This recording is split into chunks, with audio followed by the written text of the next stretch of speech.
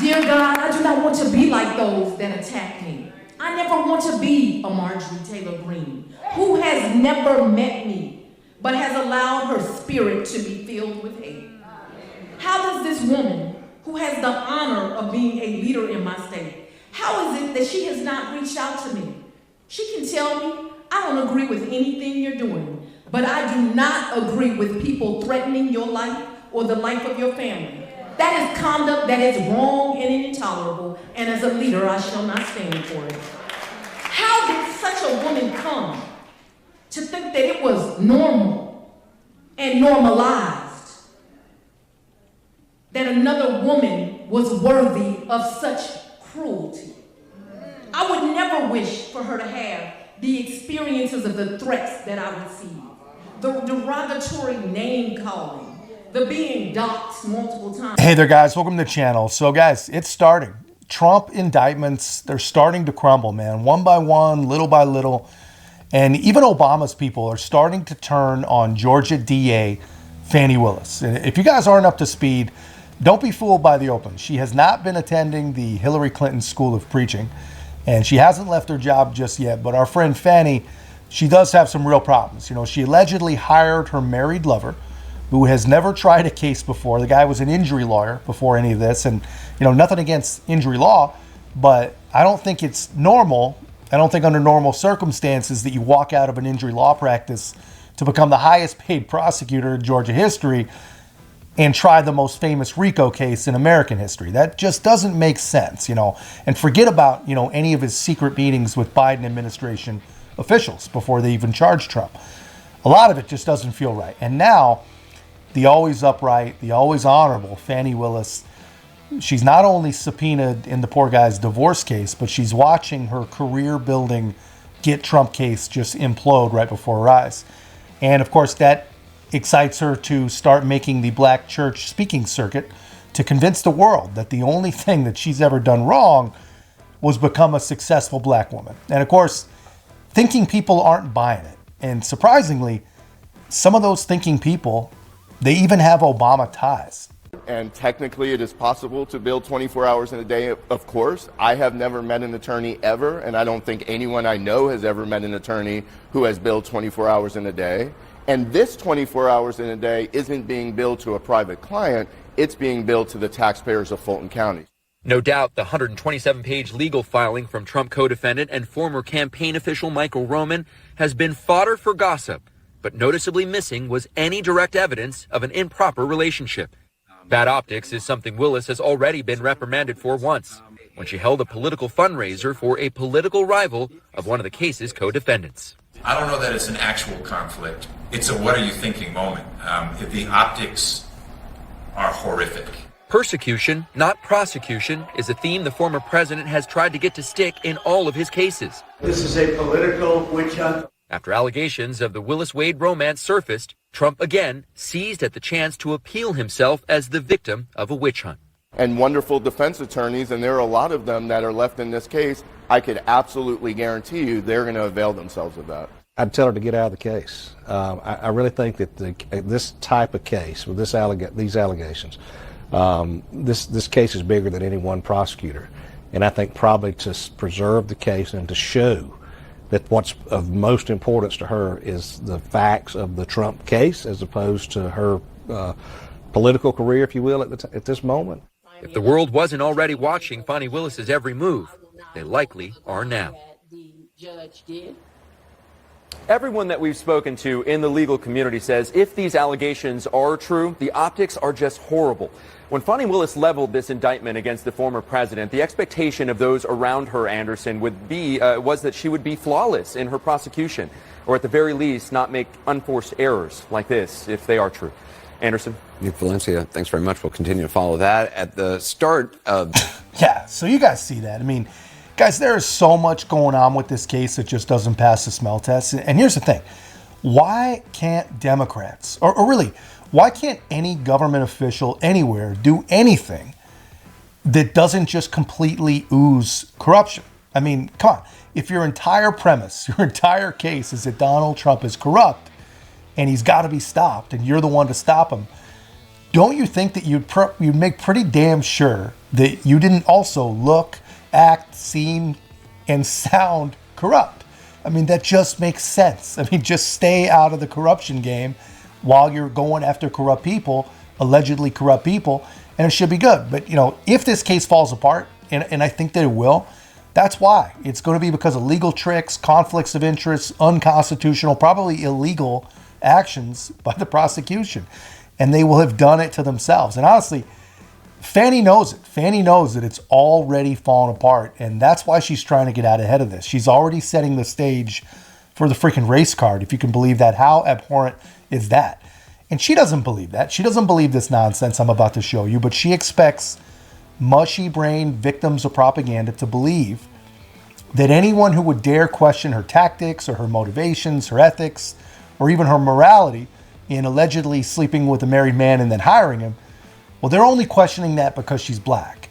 And anyone who would dare question whether a local injury attorney should be taking meetings with the White House before becoming the highest paid prosecutor in the state, working for, again, his powerful alleged girlfriend as his marriage crumbles, well, they're only questioning that because he's a black injury lawyer. But dear God, are you listening? Why does Commissioner Thorne and so many others question my decision in a special counsel? Lord, your flawed, hard-headed, and imperfect child, I'm a little confused.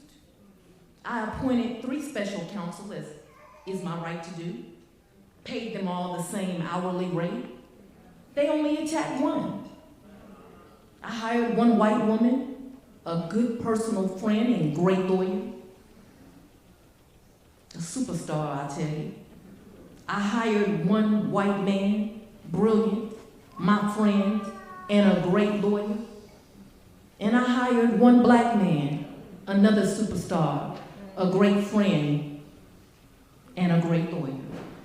Oh Lord, they gonna be mad when I call them out on this nonsense. First thing they say, oh, she gonna play the race card now. But no, God, isn't it them who's playing the race card when they only question one? Isn't it them playing the race card when they constantly think, I need someone from some other jurisdiction in some other state to tell me how to do a job I've been doing almost 30 years? Wasn't it them that attacked this lawyer of impeccable credentials? The black man I chose has been a judge more than 10 years, run a private practice more than 20, represented businesses in civil litigation. I ain't done, y'all. Served as a prosecutor, a criminal defense lawyer, special assistant attorney general, won Chief Justice Robert Benham Award from the State Bar of Georgia. You know, they ain't just giving this to black men.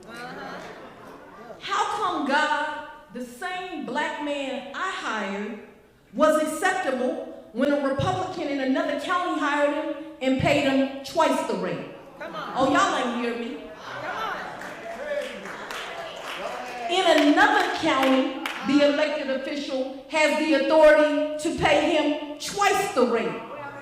Why is the white male Republican's judgment good enough, but the black female Democrats not?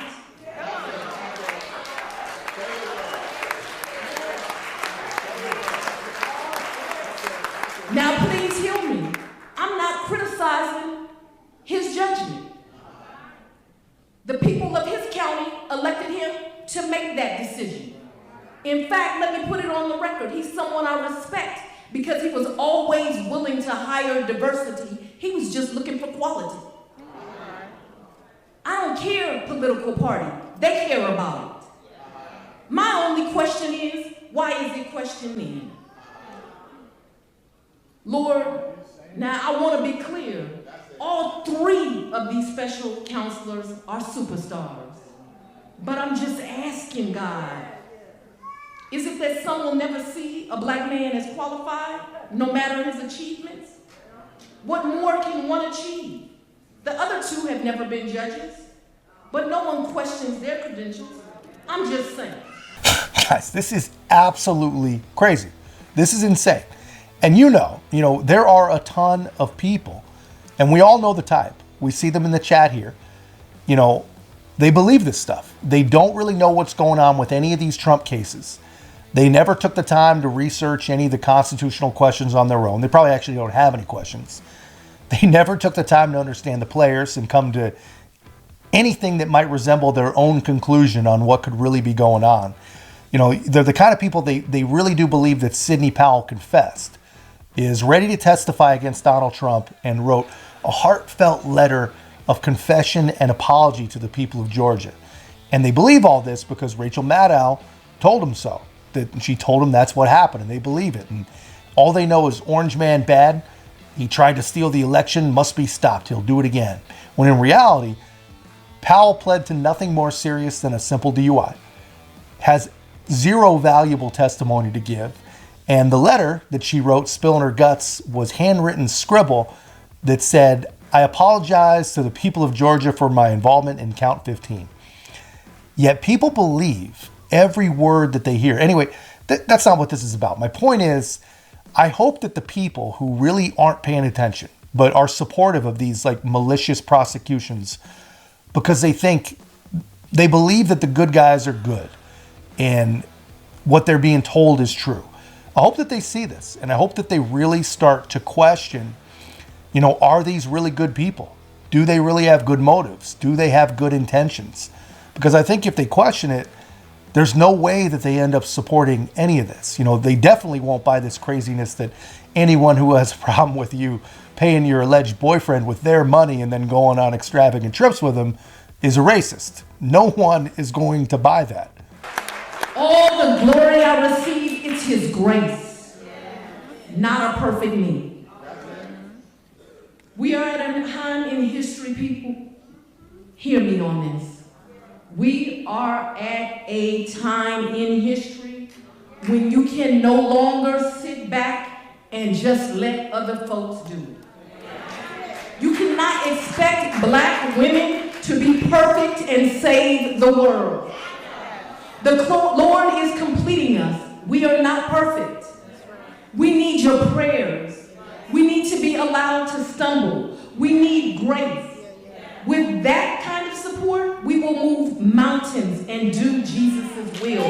Yeah, that's about as much as I can take of that and of this lady, man. She thinks that she's doing Jesus' will as she perverts the Constitution, misappropriates, at best, huge amounts of tax dollars, and destroys marriages, all for personal gain and her own election interference fantasy. That sounds like actually, I believe her. I believe she believes it. That sounds like what a Democrat would imagine Jesus' will would be.